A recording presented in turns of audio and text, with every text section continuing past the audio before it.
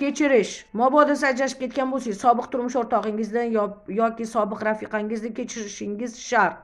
Va umid qilmasligingiz kerak. Bugundan boshlab men umid qilmayman. O'g'limdan, yerimdan, palondan, pismadondan yoki erkaklar, xotinimdan undan umid qilmayman. Ya'ni umid qilishni bas qilish kerak. Muammolar igro-girdan chiqadi va ijobiy igro-girlarga ulanadi. Ijobiy igro-girlarda pul igro-giri, quvonch, xushxabarlar igro-giri, sevgi igro-giri, baraka igro-giri, baraka.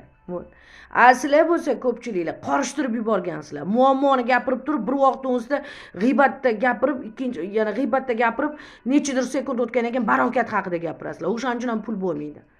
Pul faqat ko'proq aldoqchilarda bo'ladi. Qancha ko'p aldasa shuncha odam yig'iladi. Chunki odamlarning ongi haqiqatga mos emas. Haqiqatni qabul qila olmaydi. Haqiqatni gapirsangiz sizni shirk deb o'ylaydi. Haqiqatni gapirsangiz voy bo'lmagan gap deydi. Ongini prosta ishlatish kerak. Mana shu yelkadagi boshni ichidagi shilimshiq miyani ozroq ishlatish kerak. Ana shunda muammolar bartaraf bo'ladi. Oz bo'lsa-da, muammosiz hech narsa yo'q dunyoda.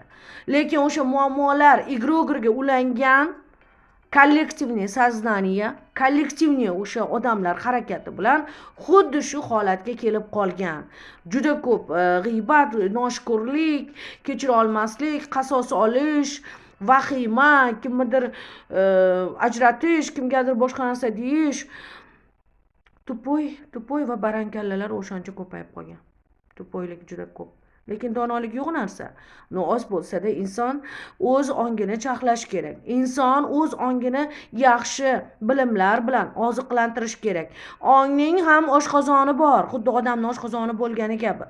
Siz oshqozoningizga achigan ovqat yesangiz, keyin hojatxonaga yugurasiz-ku. Onga siz bo'mag'ur bilimlar bersangiz, bo'mag'ur igro-giri ostida tursangiz, o'shaning uchun siz jinnicha harakatlar qilib qo'yasiz. Ongni yaxshi bilimlar bilan, yaxshi so'zlar bilan oziqlantiring. Ana shunda siz ancha-muncha yutuqlarga erishasiz, yaxshilar. Ya'ni muammolar igro-giridan chiqing. Ya'ni bu chiqish, aylanish, tanaffus.